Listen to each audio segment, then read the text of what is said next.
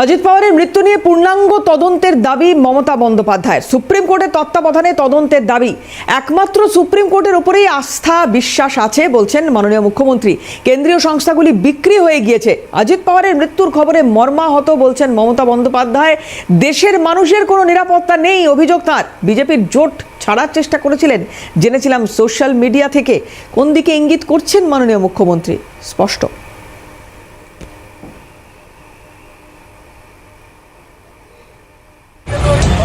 Of Ajit Pawar, Deputy Chief Minister.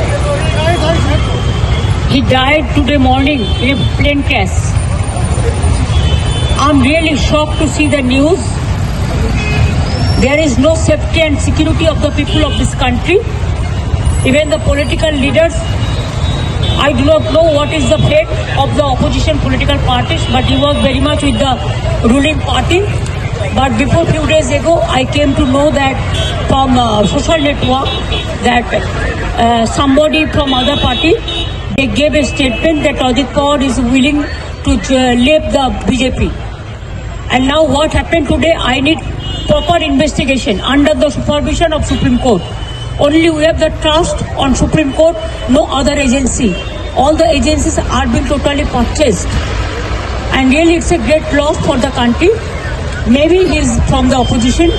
Now he's from the opposition. But tomorrow he's supposed to join the original force of their party.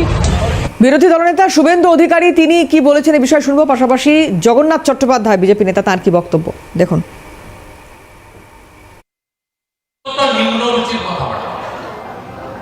নিম্ন রুচির কথাবার্তা উনি রাজনীতির বাইরে, নিজের স্বার্থের বাইরে কখনো বেরোতে পারেন।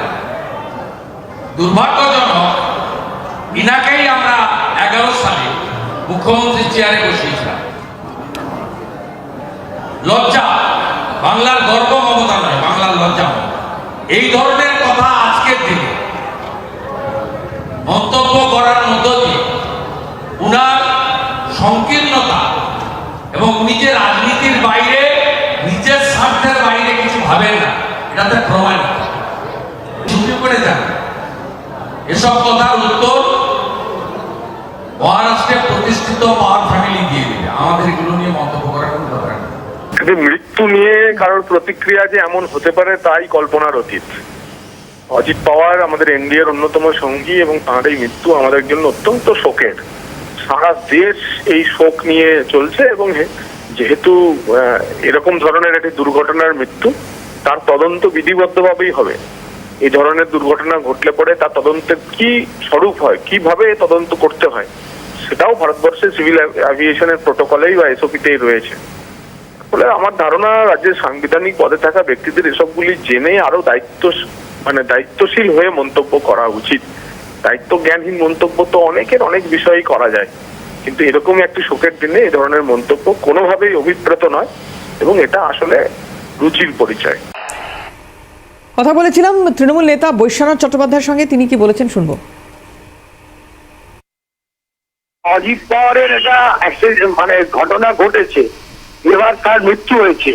এই অজিত পাওয়ার সম্পর্কে একসময় বিজেপি নানান কথা বলেছিল, পরবর্তীকালে উনি বিজেপিতে যোগদান করেছেন। এবার মৃত্যু নিয়ে একটা রহস্য কিন্তু সংবাদ মাধ্যমেই এসে যাচ্ছে।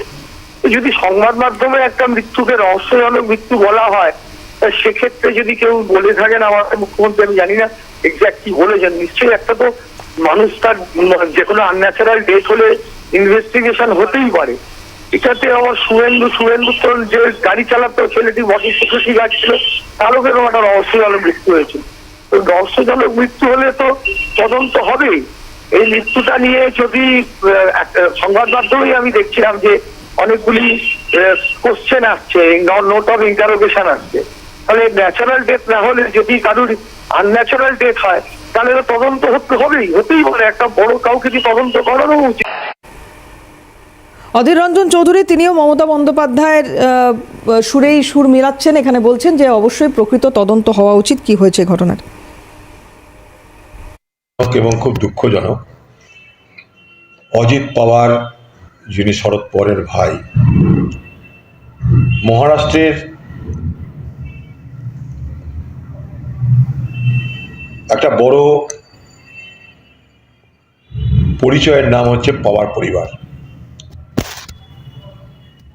বহু বড় বড় পদ সামলেছেন অজিত পাওয়ার, বহুত ক্ষমতাশালী মানুষ, কিন্তু মৃত্যু যখন ডাকে মানুষকে তখন কিভাবে ডাকবে আমরা তো জানি না। প্লেন ভাড়া করা, যে প্লেন সেটাকে বলে চার্টার্ড প্লেন, সেই ভাড়া করা প্লেনে করে যাচ্ছে, তার মৃত্যু হলো। পূর্ণাঙ্গ তদন্ত হওয়া উচিত বলে আমি মনে করি। ষড়যন্ত্র আছে কি নেই সেটা বড় কথা নয়, কিন্তু এত বড় ব্যক্তিত্বের মৃত্যুতে পূর্ণ তদন্ত হওয়া উচিত বলে আমি মনে করি। গতকালের দুর্ঘটনা আর আজকে শেষকৃত্য সম্পন্ন হওয়ার কথা রয়েছে অজিত পাওয়ারের। বারামতি, যেখান থেকে তার উত্থান, এই রাজনৈতিক জীবনের উত্থান, সেখানেই কিন্তু তার শেষকৃত্য আজকে সম্পন্ন হবে। এবং এই মুহূর্তে যে ছবি দেখতে পাচ্ছেন, আজকে সকাল থেকে যে ছবি ধরা পড়ছে এখানে, তার দলের যারা কর্মী সমর্থক রয়েছেন তারা একেবারে শেষ মুহূর্তের প্রস্তুতি চালাচ্ছেন।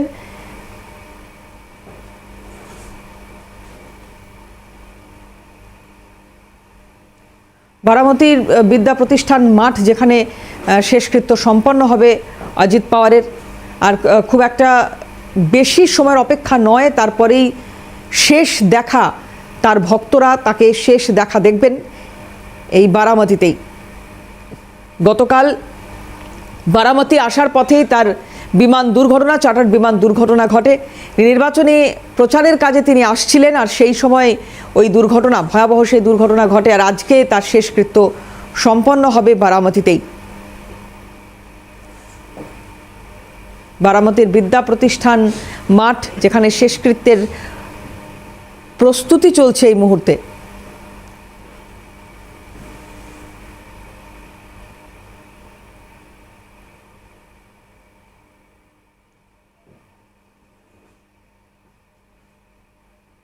বারামতির বিদ্যা প্রতিষ্ঠান মাঠে এই মুহূর্তে চলছে একেবারে শেষ মুহূর্তের প্রস্তুতি। আজ শেষকৃত্য সম্পন্ন হওয়ার কথা রয়েছে অজিত পাওয়ারের। অজিত পাওয়ার, যিনি মহারাষ্ট্রের রাজনীতিতে অজিত দাদা বলে পরিচিত ছিলেন, ফলে গতকাল থেকেই যখন এই খবর দাবানলের মতো ছড়িয়ে পড়ে, তারপর থেকেই চোখের জল কারোর বাঁধ মানছিল না, বিশেষ করে তার দলের কর্মী সমর্থকরা। তারা এই ঘটনা প্রথমে বিশ্বাসই করতে পারেননি, ঘটনাস্থলে ছুটে যান এবং তারপরে যখন দেখেন যে এই ঘটনা সত্যি, এই খবর সত্যি, তখন ভেঙে পড়েন তারা। অজিত পাওয়ারের মৃত্যু, অজিত পাওয়ারের মতো রাজনীতিকের মৃত্যু, অন্যান্য যে রাজনৈতিক দলগুলির তরফ থেকে বারবার বলা হয়েছে যে অপূরণীয় ক্ষতি।